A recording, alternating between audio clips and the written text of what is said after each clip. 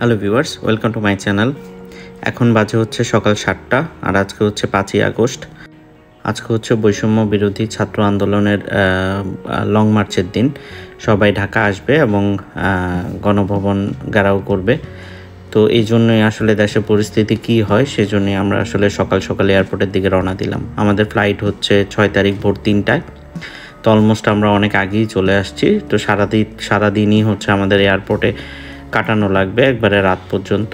তারপরেও সারাদিন কি হয় না হয় সেটা নিয়ে একটা দুশ্চিন্তা তো আছেই। আমরা এয়ারপোর্টের কাছেই চলে আসছি। তো যেহেতু হচ্ছে সবারই এটা নিয়ে একটা দুশ্চিন্তা ছিল, তো এয়ারপোর্টে গিয়ে দেখলাম যে আসলে একটা ট্রলিও ফাঁকা নাই যে আমি আমার ব্যাগগুলা গাড়ি থেকে নামিয়ে রাখবো। প্রত্যেকটা ট্রলি বুক ছিল এবং প্রচুর পরিমাণে যাত্রী যাদের ফ্লাইট রাতে দিনে এবং আগামীকাল এরকম যাত্রীও এয়ারপোর্টে চলে আসছে। তো সবাই আসলে ট্রলি ধরে ঘুমাচ্ছে, কাউকেই ভিতরে ঢুকতে সেরকম দিচ্ছিল না। তো আমরা একটু রিকোয়েস্ট করে একটা ট্রলি জোগাড় করে ভিতরে ঢুকে নিলাম। তো সারাদিন মোটামুটি কাটছে এবং বিকালের দিকে যখন হচ্ছে শেখ হাসিনা পদত্যাগ করলো, এরপরই আসলে ছাত্ররা এয়ারপোর্টে চলে এসেছিল এয়ারপোর্ট ঘেরাও করতে। তো তাদের মেইন যে চিন্তাটা ছিল সেটা ছিল যে বঙ্গবন্ধুর যে একটা ছিল প্রতিকৃতির একটা স্তম্ভ ছিল সেটা ভেঙে ফেলা, এবং এয়ারপোর্ট কর্তৃপক্ষ এটা ভেঙে দেয় এবং 6 ঘন্টার জন্য এয়ারপোর্ট ক্লোজ থাকে। সকল ধরনের ফ্লাইট উড্ডয়ন এবং অবতরণ বন্ধ ছিল। তো আমরা এতে করে আরও দুশ্চিন্তায় পড়ে যাই যে আসলে আমাদের ফ্লাইট কি হবে। তো আমরা রাত পর্যন্ত ওয়েট করতে থাকি। রাত 1টার দিকে আমরা জানতে পারি যে আসলে যতগুলো ইন্টারন্যাশনাল ফ্লাইট ছিল, যেরকম হচ্ছে যেগুলো ইন্টারন্যাশনাল ক্যারিয়ার যেমন সিঙ্গাপুর এয়ারলাইন্স, তারপর সৌদি এয়ারলাইন্স, তো সবগুলো এয়ারলাইন্সই আসলে ফ্লাইট বাতিল করেছে। শুধুমাত্র বাংলাদেশ বিমান, ইউএস বাংলা এবং হাতে গোনা 1-2টা ইন্টারন্যাশনাল ক্যারিয়ারের ফ্লাইট চালু থাকবে। তো সন্ধ্যা 6টা থেকে শুরু করে রাত 12টা পর্যন্ত এয়ারপোর্ট বন্ধ ছিল। টোটালি কোনো ধরনের ফ্লাইট ল্যান্ড অথবা ফ্লাই করেনি। আর আমরাও আসলে খুব উৎকণ্ঠার মধ্যে ছিলাম যে আসলে কি হবে আমাদের ফ্লাইট। যদি ডিলে হয় তাহলে অন্তত জানাই দিলে আমরা বাসায় চলে যাব, এই ধরনের পরিস্থিতিতে ছিলাম। তো এরই মধ্যে হচ্ছে এয়ারপোর্টে হিউজ পরিমাণে যাত্রী এবং সকাল থেকে প্রচুর ফ্লাইট ডিলে, এইসব কারণে এয়ারপোর্টে আসলে হাঁটার জায়গা পর্যন্ত ছিল না। এবং দেখা যায় যে পানি থেকে শুরু করে সকল ধরনের খাবার আসলে এয়ারপোর্টের ভিতরে শর্ট পড়ে যায়। যদিও হাতে গোনা 4-5টা দোকান আছে ছোট ছোট, এগুলাতে আসলে তেমন কোনো খাবার থাকে না, যাই থাকে তাই আসলে শর্ট পড়ে যায়।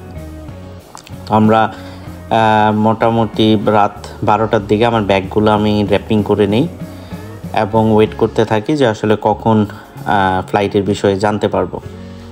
তো এখানে হচ্ছে ব্যাগগুলো র্যাপিং করতেছি। প্রতিটা ব্যাগ র্যাপিংয়ের জন্য হচ্ছে তারা 300 টাকা নেয়, সাইজ যেরকমই হোক। তো র্যাপিং করে নিলে একটা জিনিস হচ্ছে কি, যে লাগেজগুলো দাগ পড়া কিংবা ভেঙে যাওয়া থেকে কিছুটা সেফ থাকে। তো সেই জন্যই আসলে র্যাপিং করে নেওয়া, যেহেতু লাগেজের মধ্যে জিনিসপত্রও বেশি ছিল, যে কোনোভাবে যেন লাগেজগুলো নষ্ট না হয়, কারণ পরবর্তীতে লাগেজগুলো তো কাজে লাগবে। তো এই জন্য আমি র্যাপিং করিয়ে নিচ্ছি। আর দেখতে থাকুন আমার সাথে। আর আমার চ্যানেলটি এখনও যারা সাবস্ক্রাইব করেনি অবশ্যই চ্যানেলটি সাবস্ক্রাইব করে নেবেন, এবং ভিডিওটি ভালো লেগে থাকলে অবশ্যই লাইক এবং শেয়ার করবেন, এবং আমার পরবর্তী ভিডিওগুলো অবশ্যই দেখবেন।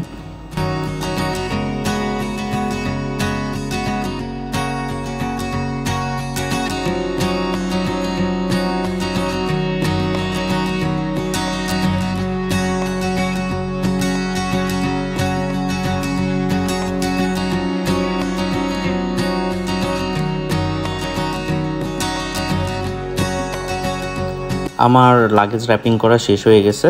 এখন আসলে আমরা বসার জায়গা বের করতেছি। তো এই অবস্থায় যখন ফ্লাইটগুলো ক্যান্সেল হয়, তো যাত্রী মোটামুটি যাদের ক্যান্সেল হয়ে গেছে চলে গেছে, এয়ারপোর্টটা কিছুটা ফাঁকা হয়েছে। তো রিহান হচ্ছে খুব বিরক্ত করছিল, তাই সে ড্রয়িং করে হচ্ছে সময় কাটাচ্ছে। আর আমরা ওয়েট করতেছি। আসলে একটু পরপরই আমরা ইনফরমেশান দেখতেছিলাম যে আসলে আমাদের ফ্লাইটের কোনো ইনফরমেশান দেয় কি না। তো এইভাবে ওয়েট করতে করতে মোটামুটি রাত 1টা বেজে যায়। আমাদের ফ্লাইট ছিল হচ্ছে 3:20-এ ফ্লাই করার কথা। রাত 1টার দিকে আমরা আপডেট পাই যে আমাদের চেক ইন ওপেন হয়েছে এবং আমরা আসলে লাইনে দাঁড়াই। তো তো চেক ইন যখন ওপেন হয়েছে তো একটা স্বস্তির নিঃশ্বাস ফেললাম যে আসলে ফ্লাইট হয়তো ঠিক মতোই ফ্লাই করবে, যেহেতু বাংলাদেশ বিমানের ফ্লাইট। তো আমাদের সিকিউরিটি চেকিংও খুব সুন্দরভাবে শেষ হয়, ইমিগ্রেশনও খুব পারফেক্টলি শেষ হয়। তো ইমিগ্রেশনে আসলে কী ধরনের প্রশ্ন করে কিংবা কি করে, তো সেটা নিয়ে পরবর্তীতে একটা ভিডিও আমি আলাদা দিব। তো আমরা প্লেনের মধ্যে বোর্ডিং করে ফেলি এবং আমাদের সিট যেহেতু আগে থেকেই আমি ওয়েব চেক ইন করে সিলেক্ট করে রেখেছিলাম, তাই আমার সিট যেগুলো ছিল 35A এবং B এবং 36A এবং B, এবং যেটাতে দুইটা সিটেই একটা করে উইন্ডো সিট ছিল। তো সেই জন্য যারাই ইন্টারন্যাশনাল ফ্লাইটে যাবেন, উইন্ডো সিট পছন্দ করেন, তারা অবশ্যই চেষ্টা করবেন আগে থেকে ওয়েব চেক ইনটা করে নেওয়ার জন্য। এবং আমার সাথে যেহেতু আমার ছোট বাচ্চা ছিল, তো আমি ওর জন্য আসলে কিডস মিল সিলেক্ট করেছিলাম। আর খাবার কিংবা কী ধরনের খাবার বাংলাদেশ এয়ারলাইন্সের ঢাকা টরন্টো ফ্লাইটে দেয়, তো সেটা নিয়ে আমার একটা আলাদা ভিডিও থাকবে। আর এই বিমানের ভিতরের অংশ, এবং আমরা সবাই আসলে ওয়েট করতেছিলাম যে কখন আসলে ফ্লাইট ফ্লাই করবে। তো এই ফ্লাইটটা আমাদের ঢাকা থেকে প্রথমে যাবে ইস্তাম্বুলে গিয়ে একটি টেকনিক্যাল যাত্রা বিরতি দেবে, যেটা ফুয়েল এবং ফুড নিবে, এবং সেখানে 1 ঘন্টা বিরতির পর আবার সেটা ইস্তাম্বুল থেকে টরন্টোর উদ্দেশ্যে ফ্লাই করবে। তো ফ্লাইট টাইম মোটামুটি ইস্তাম্বুল পর্যন্ত 7.5 ঘন্টা, এরপর ইস্তাম্বুল থেকে আবার টরন্টো পর্যন্ত 8.5 ঘন্টার মতো, 8.5 থেকে 9 ঘন্টার মতো। তো এখানে একটা হেডফোন দিয়েছে, যেটা দিয়ে আসলে এন্টারটেনমেন্ট অ্যাক্সেস করার জন্য, ইনফ্লাইট এন্টারটেনমেন্ট যে মনিটর আছে সেটা থেকে, এবং স্পেস দেখতেই পাচ্ছেন কীরকম। তো মোটামুটি আসলে বসার মতোই, অত কষ্ট যে সেরকম না, এবং সবগুলো স্ক্রিনই মোটামুটি ভালো ছিল। তো পরবর্তী ভিডিওতে ফুড এবং এন্টারটেনমেন্ট সিস্টেম নিয়ে আরেকটি ভিডিও দিব। এখন বাজে 4:14, অলমোস্ট ফ্লাইট 1 ঘন্টা ডিলে হয়েছে। তো আশা করি ফ্লাই করতেছি এবং ইনশাল্লাহ আপনাদের সাথে আবার দেখা হবে।